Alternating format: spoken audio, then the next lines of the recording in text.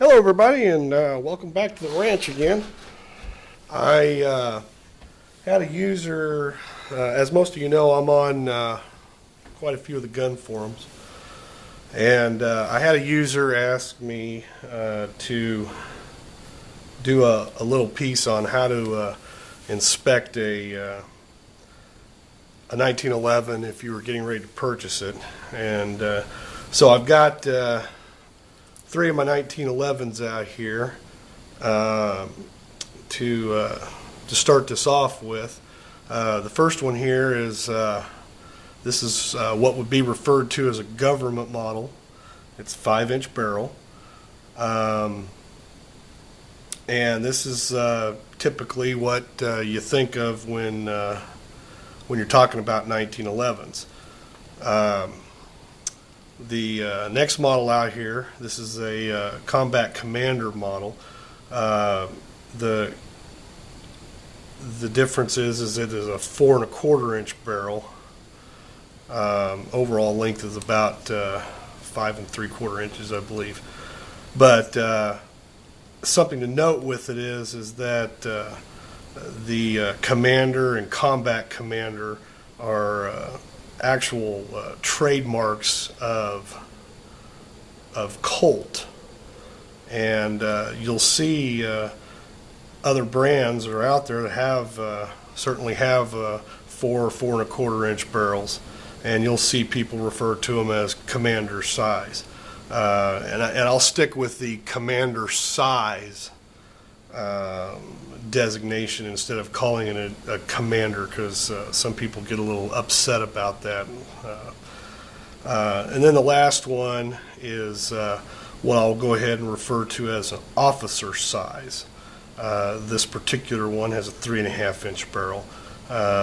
Springfield and several others are making them, I think, down to about a 3-inch barrel. You really can't go much shorter than that, simply because once you get any shorter than that, you just can't get the function down. And so I think 3 inches is about as short as anybody's got their officer size down. Now, with the government model and the commander model, basically the frames are full-size frames.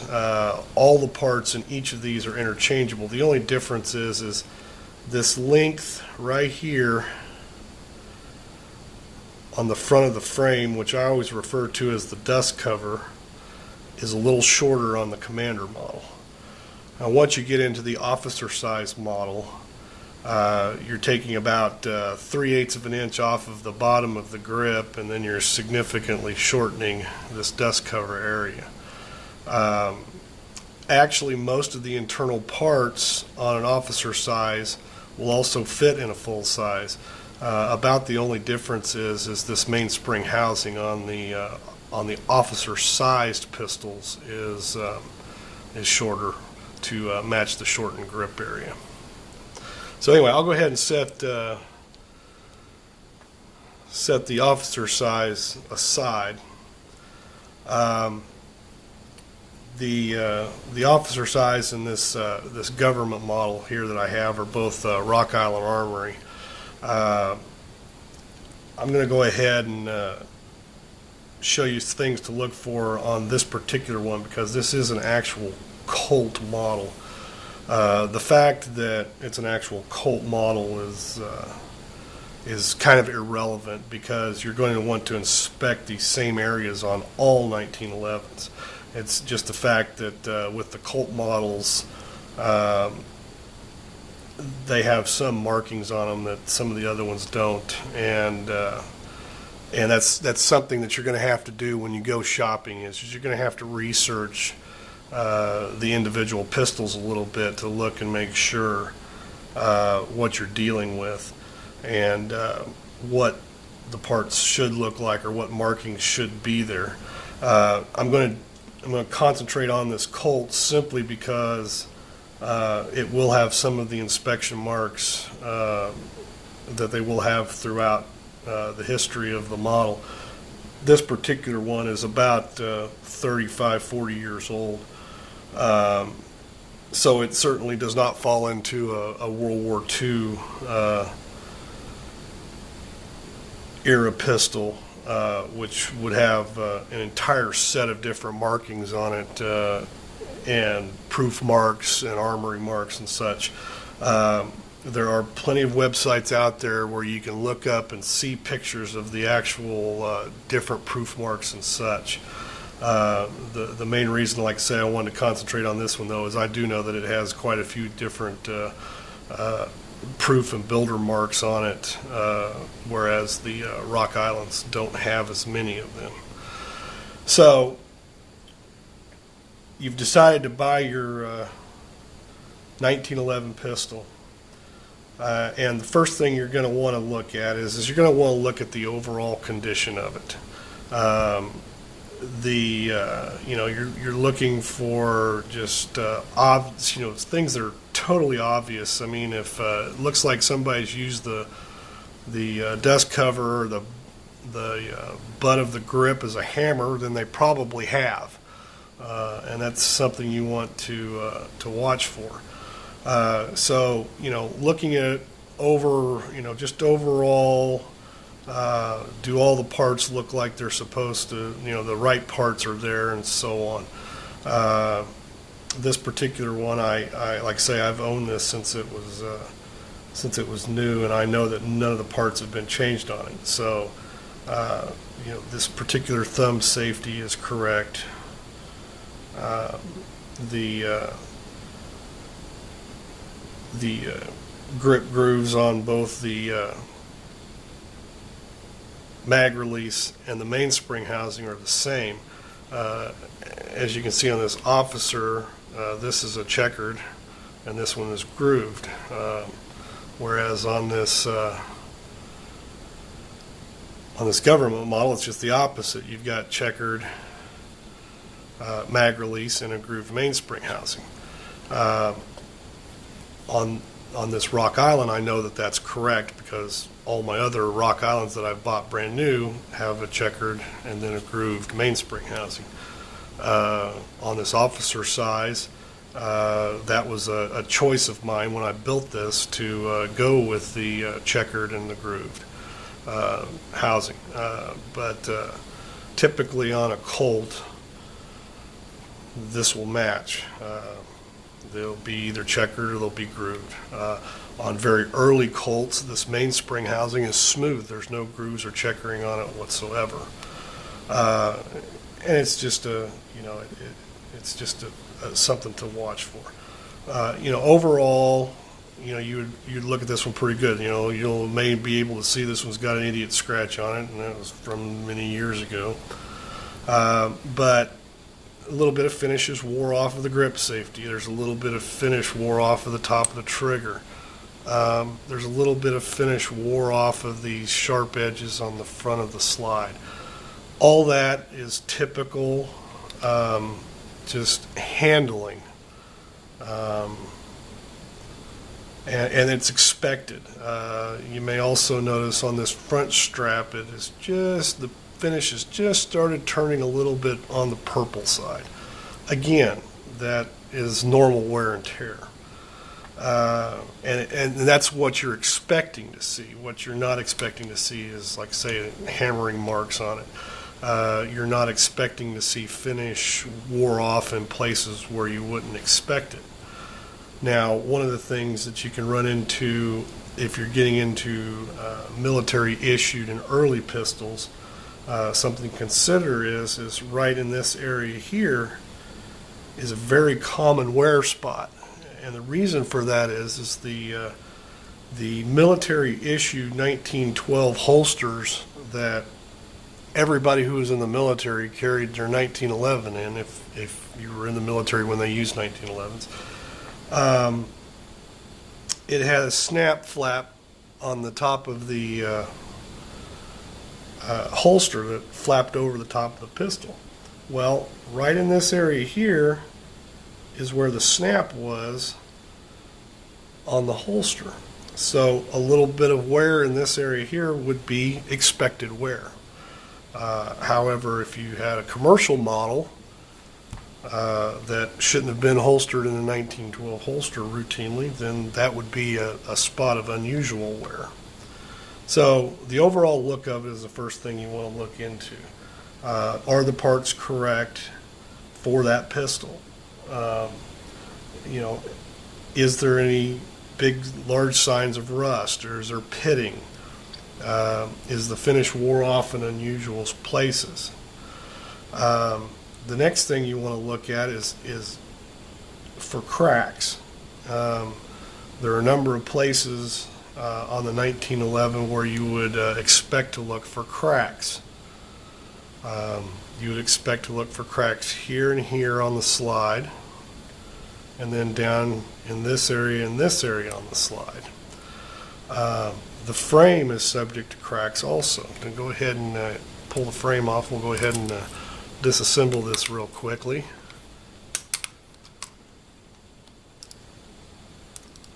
Standard 1911 disassembly. A little bit of excess oil on this one.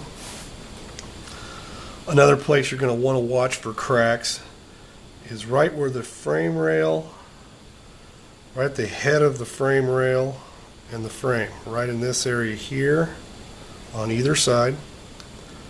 Another place to look for cracks is in and around where the slide stop fits. Another place for cracks is right here at the back side of the slide stop where it goes in and engages with your magazine. Now I have seen on a couple of 1911s from different manufacturers other than Colt,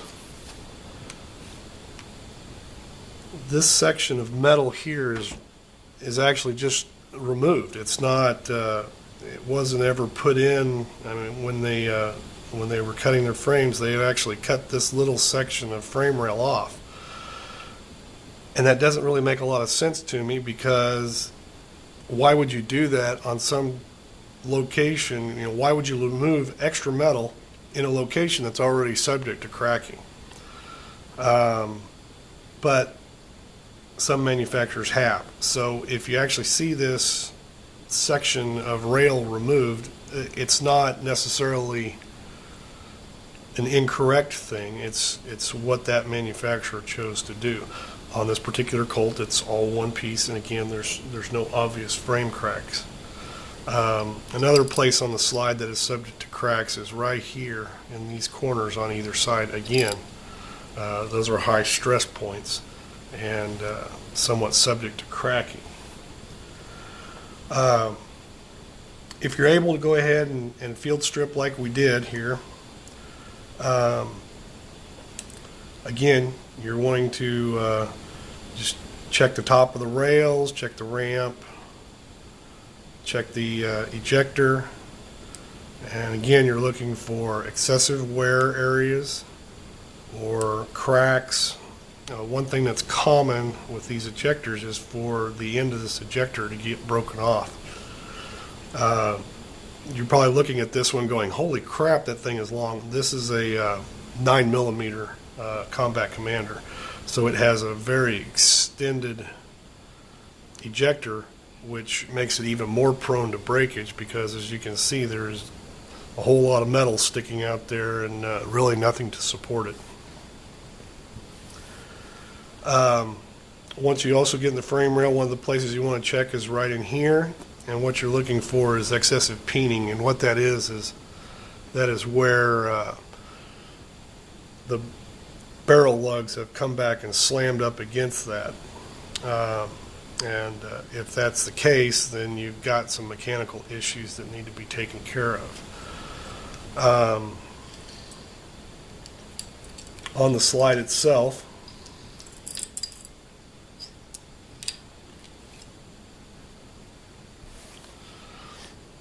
again, a little wear and a finish along here is normal, and in the rails is normal. Again, what you're looking for is just excessive wear, something that looks like it's been rubbing high, and you're also looking to see if parts have been fitted incorrectly. On my slide stop or firing pin stop video, one of the points I make is that this firing pin stop hanging down below the rail here. that would be an indication of an improper fit of a part. Again, the internals on this slide don't have any proof marks that I can see. On this frame, there is what appears to be an H and then a triangle proof mark of some sort here. On the top of the frame, I don't see any proof marks, and then of course you've got Colt, Hartford, Connecticut, USA, and serial number located here. Again, as you take apart, if you're able to take it apart and look at it and visually inspect it, you want to visually inspect your bushing. You're looking for cracks. Some of these bushings will have a split in them, and that is normal. Again, what you're looking for is something that doesn't look like it was intended to be machined into the parts. On the barrel again, and then also on the slide, these locking lugs, you're looking for nice, crisp, square edges instead of rounded off edges. Rounded off edges indicate an improper fit and excessive wear again. On the back of the barrel lugs, again, a little wear where the finish is maybe a little thin is fine, but if you've got obvious hard impact indicators, that again is a red flag for you.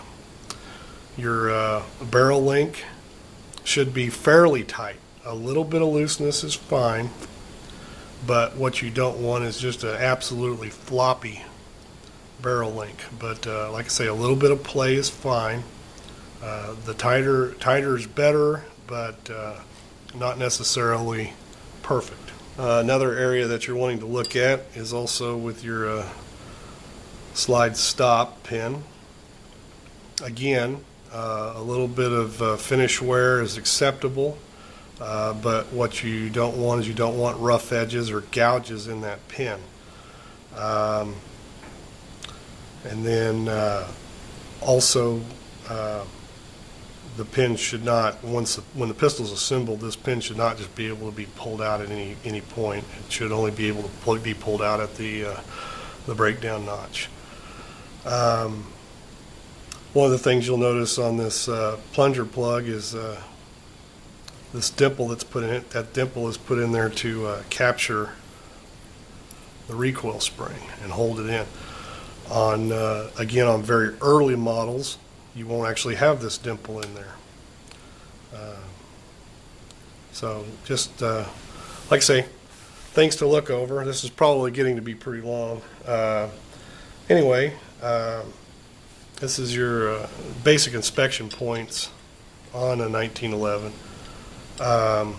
If you have the opportunity to go ahead and fully break down the frame, I would encourage you to do that.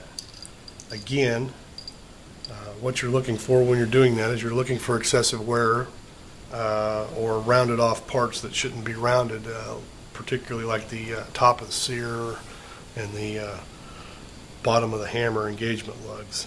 If those parts are rounded, that implies wear that is excessive. When you're shopping around, like I say, I'd encourage you to do your homework on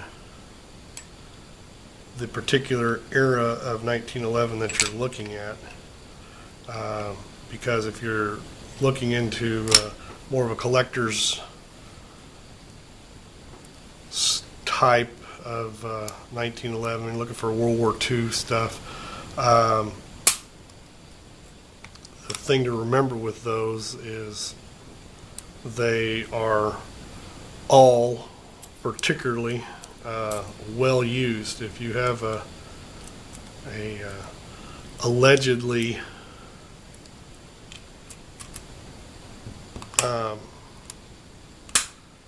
excellent condition World War II model pistol, then you have to be very suspect of it, because in theory they were all used in military service for many, many years.